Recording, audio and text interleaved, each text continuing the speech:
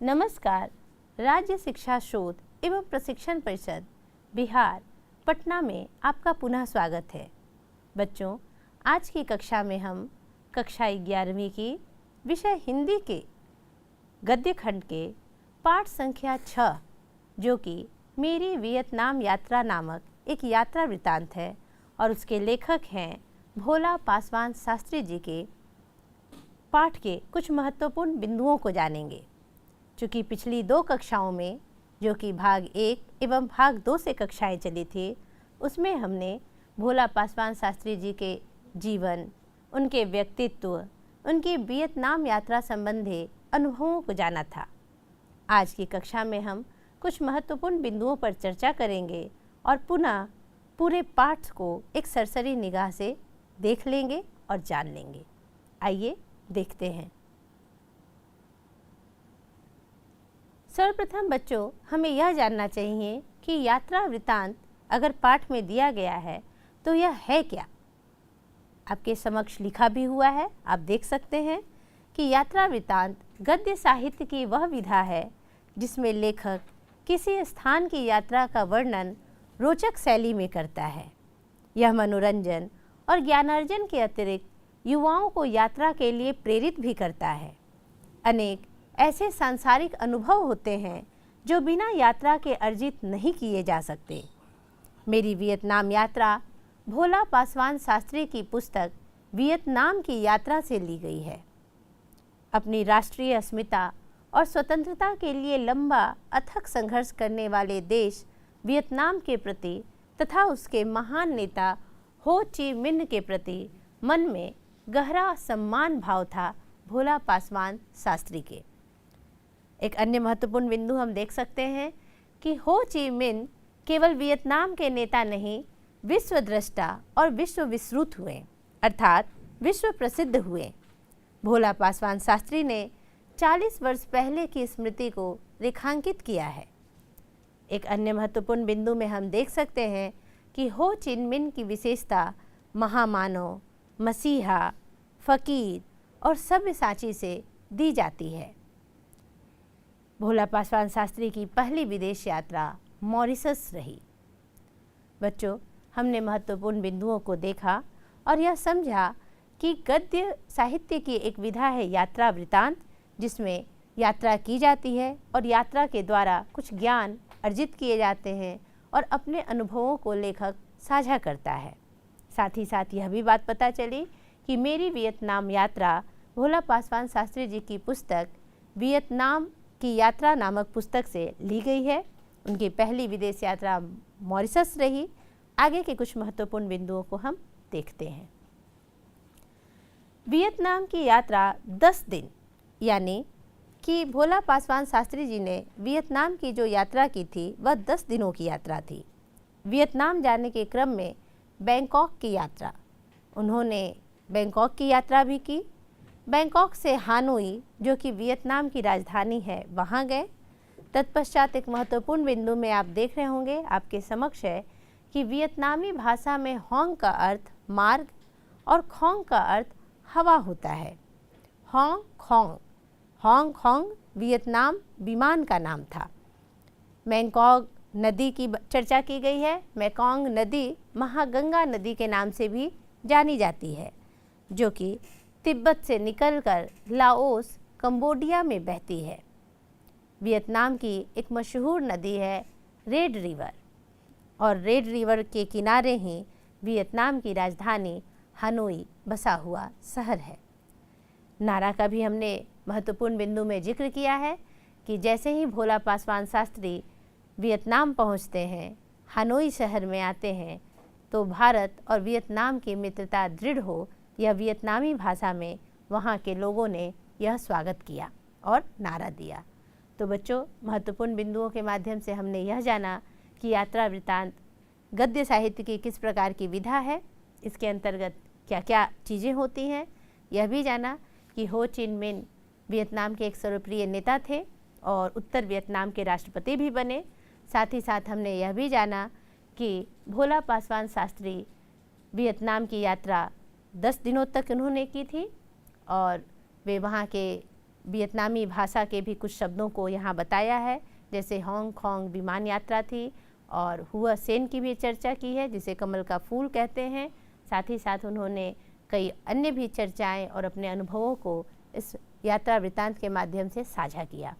तो बच्चों, जिस नेता के विषय में हम इतनी बातें कर रहे हैं, क्या आप उसे देखना नहीं चाहेंगे कि वह महान शख्सियत कौन थी, उनका जन्म कब और कहाँ हुआ? क्योंकि हमने चर्चा के क्रम में केवल यही जान पाया कि उनका व्यक्तित्व कैसा था और उनका पार्थिव शरीर कहाँ रखा गया था और किस शहर में वे थे। आइए उनकी एक तस्वीर देखें और यह भी जानें कि वे और उनका जन्म स्थान कहाँ था। आइए बच्चों, जिस तस्वीर की हम चर्चा भी कर रहे थे, जिस शख्सियत की बात कर रहे थे, वह शख्सियत आपके सामने आपके स्क्रीन पर मौजूद है। यह तस्वीर है हो ची मिन की, जो कि वियतनाम के प्रथम राष्ट्रपति हैं। उत्तर वियतनाम के ये राष्ट्रपति हुए थे। इनका जन्म 19 मई 1890 ईस्वी को हुआ। इनका निधन 2 सितंबर 1969 ईस्वी को हुआ। ये साम्यवादी विचारक थे। इन्होंने पूंजीवाद का विरोध किया, साम्राज्यवाद का विरोध किया और साम्यवाद के विचारक बने रहे। रूस, जिन्होंने लेनिनवाद जिसे कहते हैं, लेनिन का लेनिनवाद, रसिया जो कि साम्यवाद की कल्पना करता है, बात करता है, मार्क्स, उन और वहाँ की जनता की जो आवश्यकता थी वह साम्यवादी विचारधारा की ही आवश्यकता थी, उसी परिस्थिति की आवश्यकता थी। इस पर इन्होंने कार्य किया है। यही कारण है कि ये साम्यवादी विचारक कहे जाते हैं। फ्रांस और अमेरिका के विरुद्ध संघर्ष में इन्होंने अभूतपूर्व योगदान दिया था। फ्रांस और अमेरिका भी इनके व्यक्तित्व का सदा कायल रहा है। भाषा ज्ञान की अगर बात की जाए तो इन्हें 2 भाषाओं का बहुत अच्छा ज्ञान था। एक भाषा अंग्रेजी थी और दूसरी भाषा फ्रेंच। तो बच्चों, आपने तस्वीर देखी वियतनाम के प्रथम राष्ट्रपति हो ची मिन की। आशा है कि अब तक हमने मेरी वियतनाम यात्रा के माध्यम से जो यात्रा की थी, मौसोलियम की बात की थी, अब हमने तस्वीर देख करके अपने भीतर इस तस्वीर को, हमारे भीतर भी वही एहसास करा रहा है यह तस्वीर जैसे भोला पासवान शास्त्री के भीतर चित्र देखकर उपस्थित हुआ था, अंतः सलीला फल्गु नदी की तरह। तो बच्चों, हमने पूरे पाठ को समझ लिया है, उसके मर्म को जान लिया है। अब आइए कुछ हम शब्द निधियों को देखते हैं जो पूरे पाठ्यक्रम के बीच बीच में प्रयुक्त किए गए हैं। शब्द आपके सामने हैं। पहला शब्द है स्मृति, याद। चूँकि यात्रा संस्मरण भी होता है, यात्रा केवल वृत्तांत है तो वह संस्मरण भी है, क्योंकि याद करके हम पिछली यात्रा के विषय में लिखते हैं। अनमनस्क भाव, अन्यमनस्क भाव, अन्यमनस्क भाव का अर्थ होता है अनमने भाव से। सब्यसाची का अर्थ है बायां दायां दोनों हाथ से निशाना साधने वाला। अर्जुन के लिए यह रूढ़ कहा जाता है। फबना का अर्थ होता है शोभित होना। परिलक्षित, इसका अर्थ है प्रकट होना या दिखाई पड़ना। निधि, शब्द निधि तो हम पढ़ ही रहे हैं, तो निधि का अर्थ होता है खजाना। गुलदस्ता, गुलदस्ता आप जानते होंगे, पुष्पगुच्छ या फूलों का गुच्छा को कहते हैं। औपनिवेशिक काल की बात की गई है कि औपनिवेशिक काल में अमेरिका और फ्रांस से युद्ध होता रहा। वियतनाम का, फ्रांस का उपनिवेश था वियतनाम, तो औपनिवेशिक काल की चर्चा हुई है जब वियतनाम पर दूसरे देश का शासन था। यह उसी समय को कहते हैं। उपनिवेशवाद, उस समय का तत्कालीन जो परिस्थिति थी वहाँ उपनिवेशवाद चलता था। तेजस्वी का अर्थ होता है तेजपूर्ण, और मैजेस्टिक की बात की गई है वियतनाम के राष्ट्रपति हो ची मिन के लिए, तो मैजेस्टिक का अर्थ होता है जादुई। आगे देखते हैं। सद्य स्नात, सद्य स्नात का अर्थ होता है तुरंत स्नान किया हुआ। यह शब्द आया है उनके पार्थिव शरीर के लिए कि तुरंत स्नान करा के जो रखा गया था। सुधि, सुधि का अर्थ होता है स्मृति या ध्यान। हरफों, हरफों का अर्थ होता है अक्षरों। इन्हीं हरफों में हो ची मिन का नाम शास्त्री जी ने पढ़ा था एक मासिक पत्रिका में पन्ने पर, तो वो जो हरफों शब्द वहाँ आया है वह अक्षरों के लिए आया है। अंतःसलीला, अभी अभी हमने इस शब्द का प्रयोग भी किया है। अंतःसलीला का अर्थ होता है अंदर ही अंदर प्रवाहित होने वाली नदी। विभूति, विभूति का अर्थ होता है ऐश्वर्यमय व्यक्ति। विश्व विश्रुत का अर्थ होता है विश्वविख्यात। पार्थिव का शरीर होता है लौकिक। दुभाषिया, जो कि प्रबंध कराया गया था भारत के दूतावास के अधिकारियों को, वियतनाम के अधिकारियों द्वारा, तो ऐसा व्यक्ति जो दो भिन्न भाषा भाषियों के बीच बातचीत कराता है उसे दुभाषिया कहते हैं। भोला पासवान शास्त्री को भी जो दुभाषिया मिले थे वे केवल शब्दों का अनुवाद करते थे, वे अपनी निजी राय नहीं देते थे। शिकंजा का अर्थ होता है कैद या पकड़, और पैगाम का अर्थ होता है संदेश। तो बच्चों, हमने कुल शब्द निधियों के आए हुए शब्दों को जाना, उन पर चर्चा की।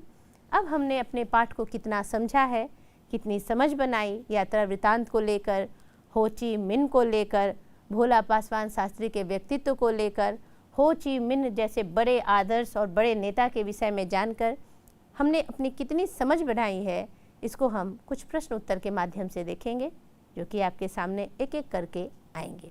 आइए देखते हैं। बच्चों, आपके सामने पहला प्रश्न आ चुका है स्क्रीन पर।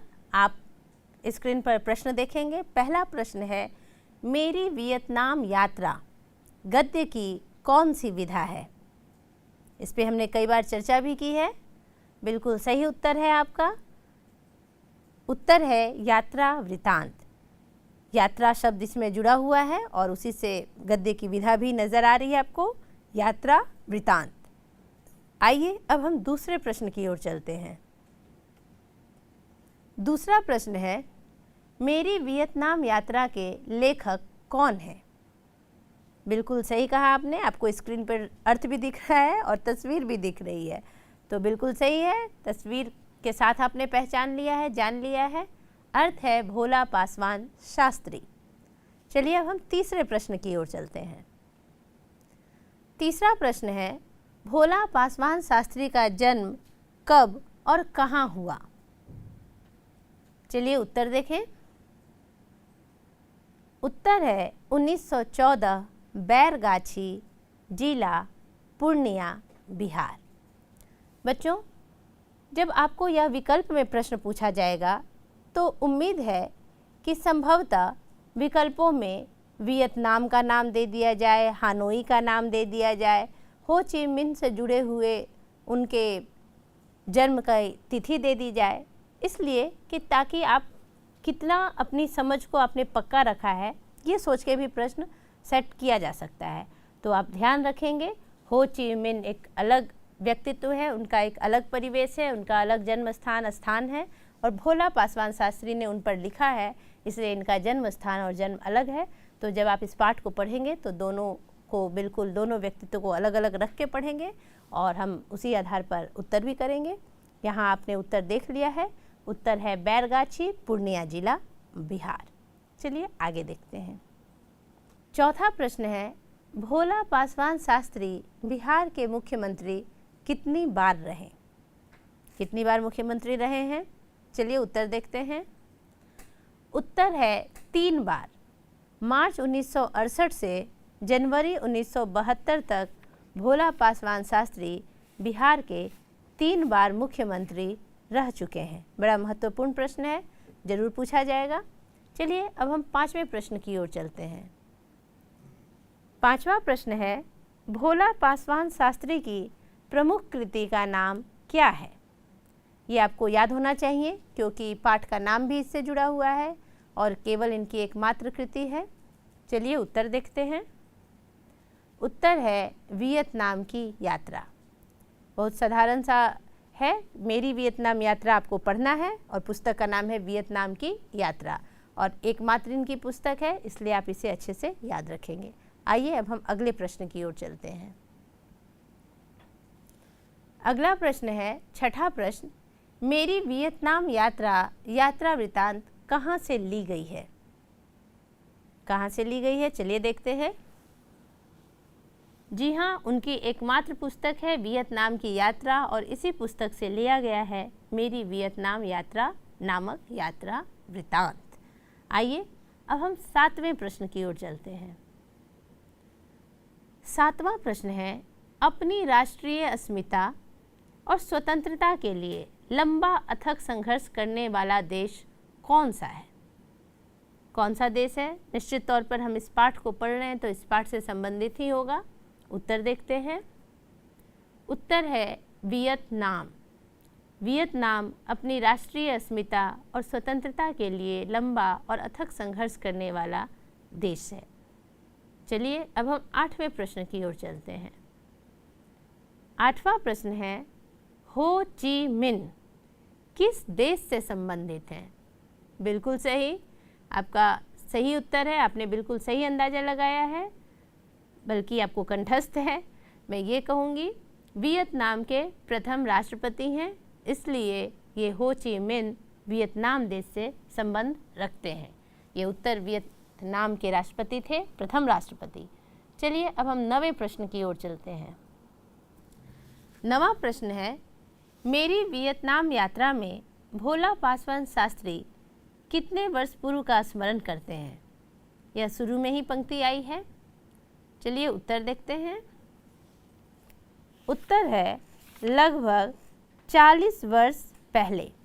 लगभग 40 वर्ष पहले जो उन्होंने यात्रा की थी, वियतनाम की यात्रा, 40 वर्ष के पश्चात वे अपने शब्दों से अपने कलमबद्ध करते हैं। वे फिर भी कितनी उनके स्मरण की अगर बात की जाए तो कितना क्रम पूर्वक पूरे यात्रा वृतांत को लिखा गया है। क्रमशः उन्होंने पूरे यात्रा वृतांत को लिखा है कि किस प्रकार वे आते हैं बिहार से दिल्ली, दिल्ली से बैंकॉक, बैंकॉक से हानोई और तत्पश्चात वे पुनः आते हैं हानोई शहर के मौसोलियम में, जहां वे हो चिन मिन्ह के पार्थिव शरीर का दर्शन करते हैं। तो 40 वर्ष पहले के स्मरण को इतना क्रम से याद रखना और इतनी अच्छी लेखनी और इतना अच्छा शब्द देना, उन अनुभवों को साझा करना, यह बहुत ही आश्चर्य की बात है। इसे हमें भी अपनाना चाहिए। चलिए आगे देखते हैं। अगला प्रश्न है 10वां प्रश्न, वियतनाम की जनता को 90 वर्ष की गुलामी से मुक्ति दिलाने का कार्य किसने किया अथवा यह श्रेय किसको जाता है? चलिए उत्तर देखते हैं। निश्चित तौर पर उत्तर है हो ची मिन्ह। हो ची मिन्ह ने 90 वर्ष के गुलामी झेल रहे वियतनाम को इस गुलामी की बेड़ी से आज़ाद कराया था। यही कारण है कि हो ची मिन्ह वियतनाम के एक सर्वप्रिय और सर्वमान्य नेता हुए और साथ ही साथ वे राष्ट्रपति के पद पर आसीन भी हुए। आगे देखते हैं, हम 11वें प्रश्न पर चलते हैं। 11वां प्रश्न है, भोला पासवान शास्त्री जी की पहली विदेश यात्रा कहाँ के लिए की थी? भोला पासवान शास्त्री जी की पहली विदेश यात्रा कहाँ के लिए थी? चलिए देखते हैं उत्तर। आपको याद होगा, हमने इस पर चर्चा कई बार की है। उत्तर है मॉरिशस। मॉरिशस भोला पासवान शास्त्री जी की पहली विदेश यात्रा थी। अब हम 12वें प्रश्न की ओर चलेंगे। 12वां प्रश्न है, भोला पासवान शास्त्री जी ने कितने दिन वियतनाम में बिताए? कितने दिन बिताए थे? आपको याद होगा, इन्होंने लिखा है, बताया है। उत्तर 10 दिन है। आइए उत्तर देख लेते हैं, मिलान कर लेते हैं। जी हाँ, बिल्कुल सही उत्तर हमारा रहा। 10 दिनों तक इन्होंने वियतनाम की यात्रा की थी। अब हम 13वें प्रश्न की ओर चलते हैं। 13वां प्रश्न है, वियतनाम जाने के लिए पहले किस स्थान पर जहाज उतरी? वियतनाम जाने के लिए सबसे पहले किस स्थान पर जहाज उतरी थी? आपको भी स्मरण करना है, क्योंकि स्मरण करके ही भोला पासवान शास्त्री जी ने लिखा है और हमने पढ़ा है। हमें पढ़ करके याद हुआ या नहीं? चलिए उत्तर में देखते हैं।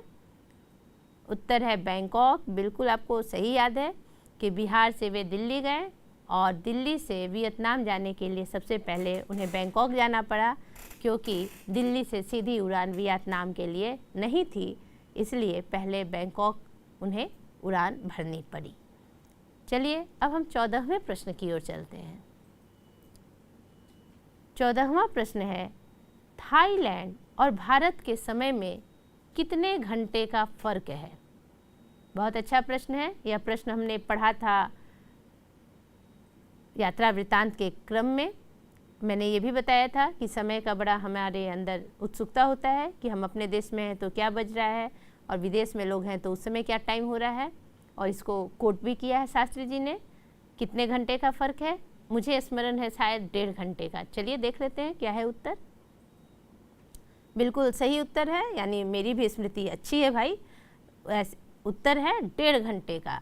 थाईलैंड और भारत के समय में 1.5 घंटे का फ़र्क है, जबकि हानोई में और बैंकॉक के टाइम में कोई बहुत फ़र्क नहीं है। वियतनाम के समय में कोई फ़र्क नहीं है, लेकिन थाईलैंड और भारत के समय में 1.5 घंटे का फ़र्क आता है। चलिए अब हम 15वें प्रश्न की ओर चलते हैं। 15वां प्रश्न है, बहुत आसान प्रश्न है, सरल प्रश्न है। वियतनाम की राजधानी का नाम क्या है? वियतनाम की राजधानी का नाम क्या है? चलिए देख लेते हैं उत्तर। बिल्कुल सही उत्तर है हानोई। हानोई का जिक्र कई बार आया है और वियतनाम की यह राजधानी है। आइए अब हम 16वें प्रश्न की ओर चलते हैं। 16वां प्रश्न है, वियतनाम और अमेरिका की लड़ाई में किस नदी का सर्वाधिक जिक्र हुआ है? आपको याद होगा बच्चों, जब भोला पासवान शास्त्री जी विमान से बैंकॉक से हानोई की तरफ रवाना होते हैं तो बीच में ही एक नदी वो देखते हैं, एक बड़ी सी नदी रहती है जिस नदी का नाम पूछा गया है। यह वही नदी है। जब वे विमान से देख रहे थे कि विमान से एक लंबी सी नदी दिख रही थी तो पार्थ सारथी ने उन्हें इस नदी के विषय में बताया था। आपको याद होगा कौन सी वो नदी है? नदी है मेकोंग। चलिए उत्तर देखते हैं, क्या सही है उत्तर? बिल्कुल सही उत्तर है। उत्तर है मेकोंग। वियतनाम और अमेरिका की लड़ाई में इस नदी का सर्वाधिक जिक्र हुआ था और भोला पासवान शास्त्री इसे अपने यात्रा स्मरण में लिखते भी हैं कि जब अमेरिका और वियतनाम में युद्ध हो रहा था तो समाचार पत्रों में इस नदी का जिक्र काफ़ी आता था और ये तब से इस नदी से पूर्व परिचित थे। इन्हें देखकर ऐसा लगा कि जैसे यह नदी इन्हें बहुत पहले से इस नदी के विषय में इन्हें पता है। चलिए अब हम 17वें प्रश्न की ओर चलते हैं। 17वां प्रश्न है, मेकोंग नदी किस नाम से मशहूर है? किस नाम से मशहूर है? याद कीजिए, यह नदी का जो नाम है वह हमारे यहाँ की भी सबसे पवित्र नदी मानी जाती है। सबसे बड़ी, सबसे पवित्र, हमारे पौराणिक, हमारे धार्मिक संस्कारों से जुड़ी हुई नदी है। उसी नदी से जुड़ा हुआ ये नाम है। चलिए देख लेते हैं क्या है उत्तर। उत्तर है महागंगा। मेकोंग नदी महागंगा के नाम से मशहूर है। मैंने अभी अभी आपको हिंट देने का भी प्रयास किया था कि हमारे यहाँ गंगा एक पवित्र नदी मानी जाती है। धार्मिक और सांस्कृतिक दृष्टिकोण से बड़ा नाम है गंगा का, और मेकोंग का नाम महागंगा है। बहुत अच्छी बात है। चलिए अब हम 18वें प्रश्न की ओर चलते हैं। 18वां प्रश्न है, हानोई किस नदी के किनारे बसी हुई है?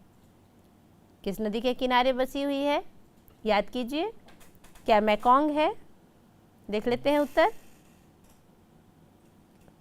उत्तर है रेड रिवर। बिल्कुल सही, मेकोंग नहीं है। मैंने इसलिए कहा था कि क्या मेकोंग है, मैंने ये कहा था, न कि ये कहा था कि मेकोंग है।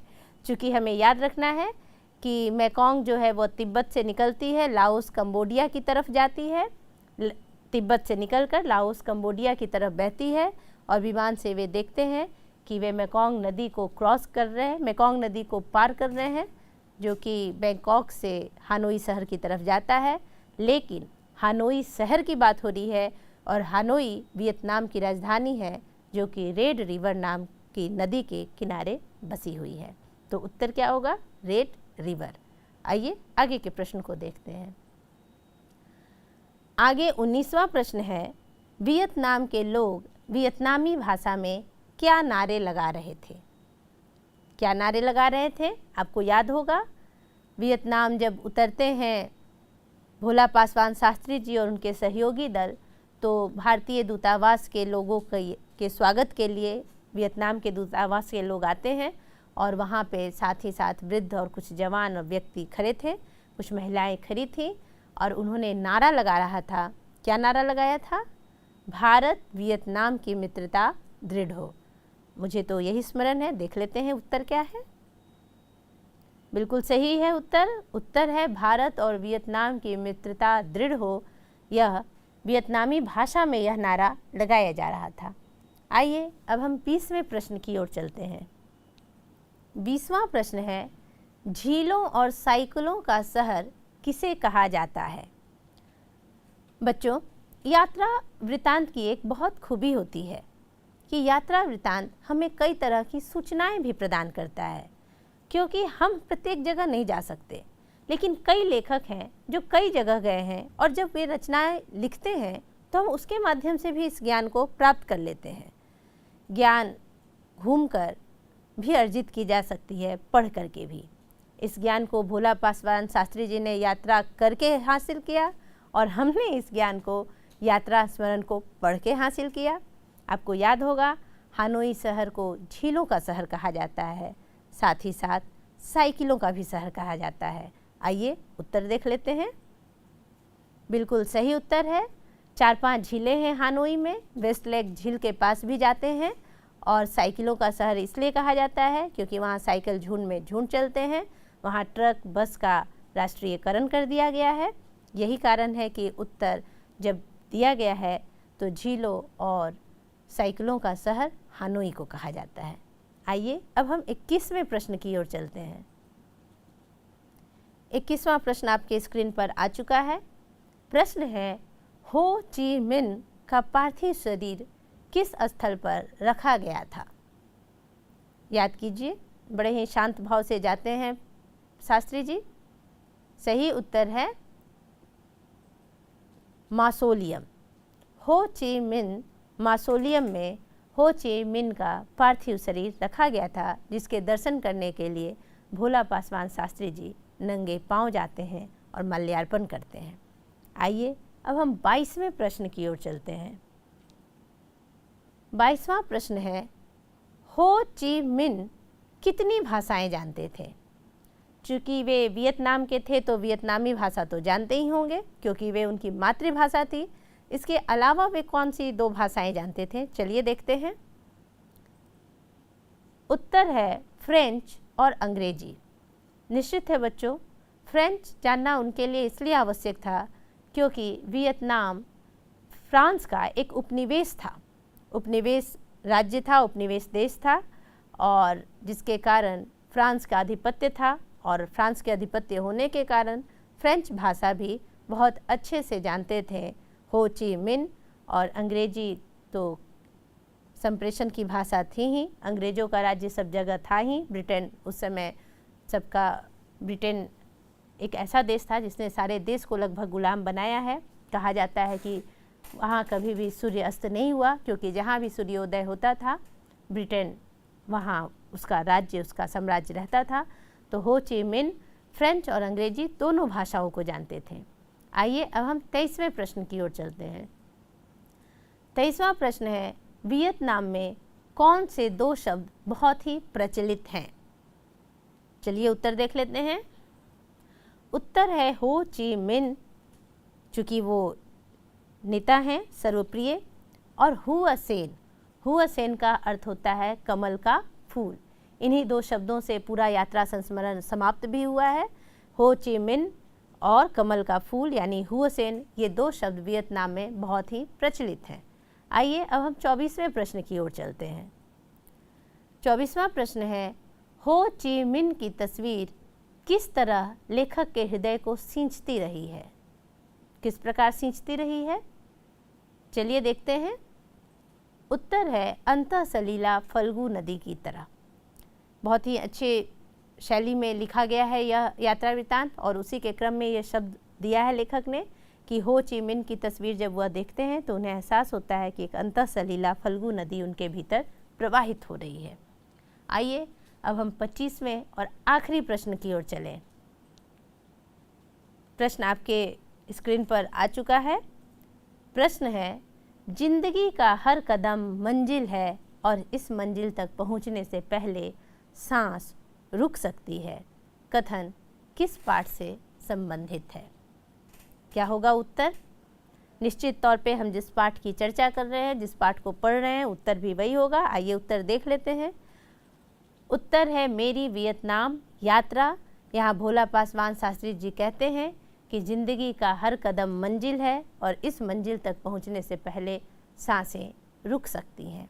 इसलिए हमें अपने जीवन में ज़िंदगी के जो मंजिल हैं, हर मंजिल पर एक एक कदम बढ़ाए जाना चाहिए, न जाने हमारी सांसें कब रुक जाए। भोला पासवान शास्त्री जी का मानना था कि यात्राओं से जो हम ज्ञान अर्जित कर सकते हैं, जो हमारे चिर स्मृत हमारे स्मरण में रहते हैं, उन्हें लेखनी देनी चाहिए ताकि अनुभव दूसरे तक साझा हो सके। तो बच्चों, आशा है कि केवल भोला पासवान शास्त्री जी ने ही यात्रा नहीं की, हमने भी पाठक के रूप में यात्रा की है। भोला पासवान शास्त्री जिस प्रकार यात्रा का प्रारंभ करते हैं, दिल्ली से बैंकॉक, फिर हानोई शहर के लिए, ठीक वैसे वैसे ही हमारा मन मस्तिष्क, हमारा हृदय उनके हाथों में उड़ान भरता जाता है और हमने भी ऐसा महसूस हुआ कि वियतनाम की यात्रा कर ली और इतने बड़े आदर्श व्यक्तित्व, मसीहा, फ़कीर, सब्यसाची हो ची मिन्ह का हमने भी दर्शन कर लिया। तो बच्चों, विश्वास है मुझे कि आपको यह पाठ बहुत ही रोचक लगा होगा। रोचक शैली में चूँकि लिखी गई है पूरा यात्रा वृत्तांत और हमने बड़े मनोयोग से इसे पढ़ा भी है। तो उम्मीद करते हैं बच्चों कि अगली कक्षा में हम पुनः एक नए विषय के साथ मिलेंगे। आज के लिए धन्यवाद।